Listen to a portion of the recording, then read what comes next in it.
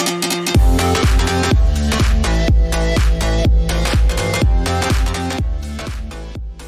हिंद दोस्तों, आप सभी लोग का सर्फ स्टडी में स्वागत है। इस वीडियो में हम लोग त्रिभुज के बारे में सीखेंगे, यानी कि ट्रायंगल के बारे में। तो ट्रायंगल का बेसिक सीखेंगे इस वीडियो में, ठीक है। तो चलिए देखा जाए ट्रायंगल को। चलिए अब हम लोग त्रिभुज के बारे में जानते हैं। डिफिनेशन क्या है ट्रायंगल का? तीन सरल रेखाओं से बंध समतल ज्यामितीय आकृति को त्रिभुज कहते हैं।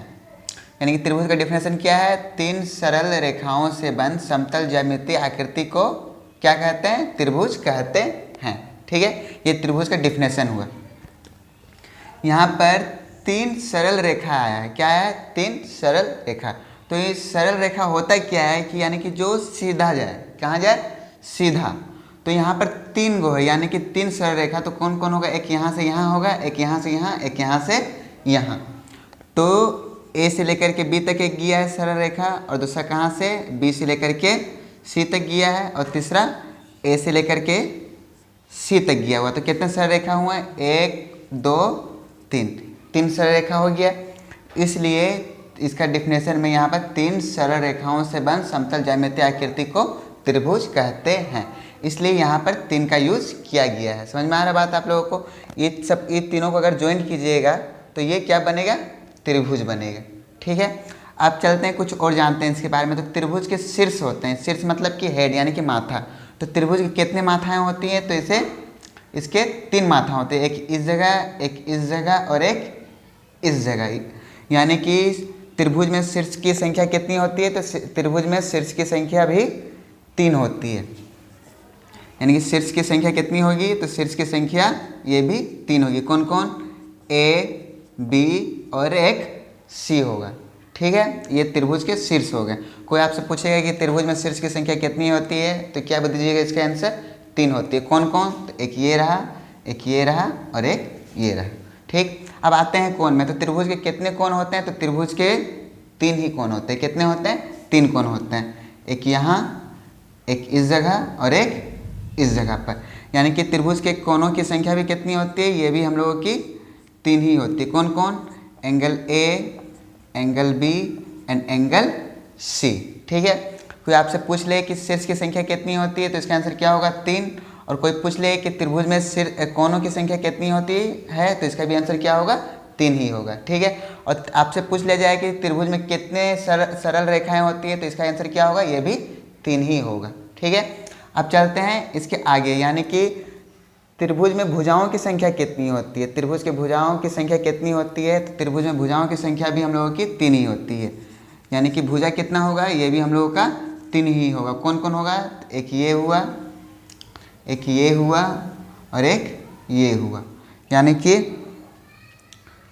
ए से लेकर के बी तक, और बी से लेकर सी तक, और ए से लेकर के सी तक। ये क्या हुआ? हम लोगों का भुजा हुआ। यानी कि त्रिभुज में कितनी भुजाएं? तो तीन भुजाएं। कौन कौन? ए से बी तक, और बी से सी तक, और ए से सी तक, ठीक है। इतना समझ में आ गया आप लोगों को। अब इसके प्रकार के, यानी कि टाइप के बारे में सीखते हैं कि त्रिभुज के कितने टाइप होते हैं। तो त्रिभुज के टोटल 7 टाइप होते हैं। कितने होते हैं? 7 होते हैं। लेकिन इसे 3 प्रकारों में बांटा गया, यानी कि इसके 3 कंडीशन में बांटा गया। कितने? तो 3 कंडीशन में। पहला क्या है? भुजा के आधार पर है, और दूसरा क्या है? कोण के आधार पर बांटा गया है, और तीसरा भुजा और कोण दोनों के आधार पर बांटा गया है। तो आप चलिए सीखेंगे कि भुजा के आधार पर कितने त्रिभुज होते हैं, कोण के आधार पर कितने त्रिभुज होते हैं, और भुजा और कोण के आधार पर कितने त्रिभुज होते हैं, ठीक है। लेकिन आप लोगों को ये तो समझ में आ गया कि टोटल त्रिभुज की संख्या कितनी होती है? कितनी होती है? 7 होती है, ठीक है। तो अब चलिए वो 7 तो कौन कौन होते हैं उसके बारे में हम लोग जानते हैं। चलिए अब हम लोग त्रिभुज के डिफिनेशन को सीख लिए, अब उसके टाइप को सीखते हैं, ठीक है। तो मैंने कितना बताया आप लोगों को? त्रिभुज कितने होते हैं? टोटल 7, ठीक है। टोटल 7 होते हैं त्रिभुज, लेकिन इस 7 को 3 प्रकारों में बांटा गया है। कितने प्रकारों में? 3 प्रकारों में बांटा गया है। पहला कोण के आधार पर, ठीक है, और दूसरा भुजा के आधार पर, और तीसरा कोण एवं भुजा के आधार पर, ठीक है। यानी कि टोटल कितने ट्रायंगल होते हैं? 7 होते हैं त्रिभुज, लेकिन इसे 3 टाइप में बांटा गया। किस किस में? एक कोण के आधार पर, एक भुजा के आधार पर और एक कोण एवं भुजा के आधार पर। ठीक है, तो कोण के आधार पर कितने त्रिभुज होते हैं? तो कोण के आधार पर 3 त्रिभुज होते हैं। ठीक है, और भुजा के आधार पर कितने त्रिभुज होते हैं? तो भुजा के आधार पर भी 3 त्रिभुज होते हैं। ठीक है, तो यहाँ टोटल कितना हो गया? 3 3 6, तो बचा कितना? 1, क्योंकि टोटल 7 था, तो 1 यहाँ पर आएगा। यानी कोण एवं भुजा के आधार पर कितने त्रिभुज होते हैं? 1 त्रिभुज होते हैं। ठीक है, अगर आपके क्वेश्चन में आ जाए कि कोण के आधार पर कितने त्रिभुज होते हैं, तो इसका आंसर क्या होगा? 3 त्रिभुज होते हैं। ठीक है, अगर आपसे ये पूछ लिया जाए कि भुजा के आधार पर कितने त्रिभुज होते हैं, तो इसका आंसर क्या होगा?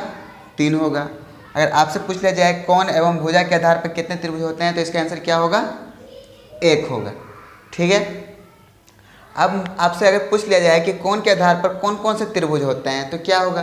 तो वो चलिए सीखते हैं। पहले क्या? कोण के आधार पर सीखते हैं, फिर भुजा के आधार पर सीखेंगे। तो कोण के आधार पर 3 त्रिभुज होते हैं, वो तीनों का नाम हम लोग सीखेंगे। कितने त्रिभुज होते हैं? 3 त्रिभुज होते हैं। तो पहला कौन सा है? पहला है समकोण त्रिभुज। कौन सा? समकोण त्रिभुज। दूसरा हो गया हम लोगों का न्यूनकोण त्रिभुज। न्यूनकोण त्रिभुज। और तीसरा हो गया हम लोगों का अधिक कोण त्रिभुज। कौन सा? अधिक कोण त्रिभुज। ठीक है, ये किसके आधार पर है? ये कोण के आधार पर। कोण के आधार पर कितने त्रिभुज? 3 त्रिभुज। कौन कौन? समकोण त्रिभुज, न्यूनकोण त्रिभुज और एक अधिक कोण त्रिभुज। ठीक है, ये किसके आधार पर? कोण के आधार पर हो गया। ठीक, अब चलते हैं भुजा के आधार पर कि भुजा के आधार पर कितने त्रिभुज होते हैं। तो भुजा के आधार पर कितने त्रिभुज होते हैं? मैंने आपको क्या बताया? भुजा के आधार पर कितने त्रिभुज? 3 त्रिभुज। तो कौन कौन? तो चलिए अब उससे भी जान लिया जाए। तो भुजा के आधार पर 3 त्रिभुज होते हैं। 3 त्रिभुज होते हैं, वो तीनों का नाम सीखते हैं। पहला समद्वि बाहु त्रिभुज। समद्वि बाहु त्रिभुज। क्या? समद्वि बाहु त्रिभुज। और सेकेंड नंबर पर आता है हम लोगों का समबाहु त्रिभुज। कौन सा? समबाहु त्रिभुज। और तीसरा क्या आता है हम लोगों का? विषम बाहु त्रिभुज। विषम बाहु त्रिभुज। ठीक है, कोण के आधार पर कितने होते हैं? 3, वो मैंने आपको बता दिया। आप क्या सीख रहे हैं हम लोग? भुजा के आधार पर। तो भुजा के आधार पर भी 3 त्रिभुज होते हैं। कौन कौन?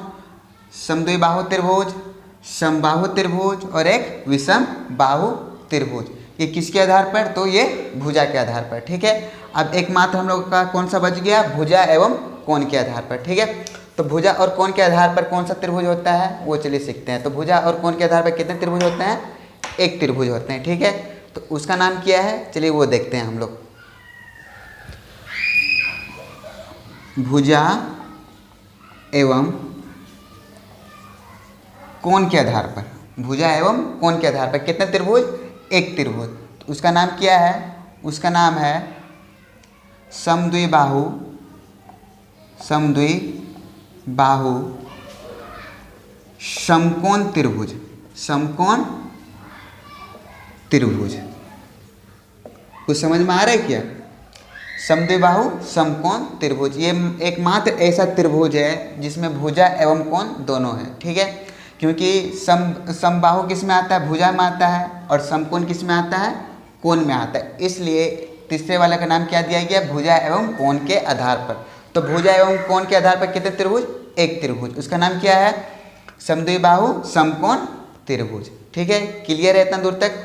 तो आप लोग अगर सोचते ही कि न्यूनकोण त्रिभुज किससे कहते हैं, या अधिक कोण त्रिभुज किससे कहते हैं, या समकोण त्रिभुज किससे कहते हैं, या समबाहु त्रिभुज किससे कहते हैं, तो वो सब के बारे में हम लोग इसके अगले वीडियो में सीखेंगे। ठीक है, तो इस वीडियो में हम लोग इतना ही रहने देते हैं। फिलहाल आप लोग इतना ही सीखिए। अगले वीडियो में मैं इसके डिफिनेशन के सारे बताऊँगा और किस किस टाइप का क्वेश्चन आता है वो सारे डील करेंगे वो अगले वीडियो में। ठीक है, और आप लोगों ने अगर अभी तक हमारे चैनल को सब्सक्राइब नहीं किया है तो इसे सब्सक्राइब कर दें और लाइक कर दें और शेयर करना बिल्कुल ना भूलें, ताकि आप लोग हमारे साथ हमेशा जुड़े रहें हमारे फैमिली के जैसा। तो इस वीडियो में आज इतना ही, मिलते हैं अगले वीडियो में, तब तक के लिए गुड बाय, जय हिंद।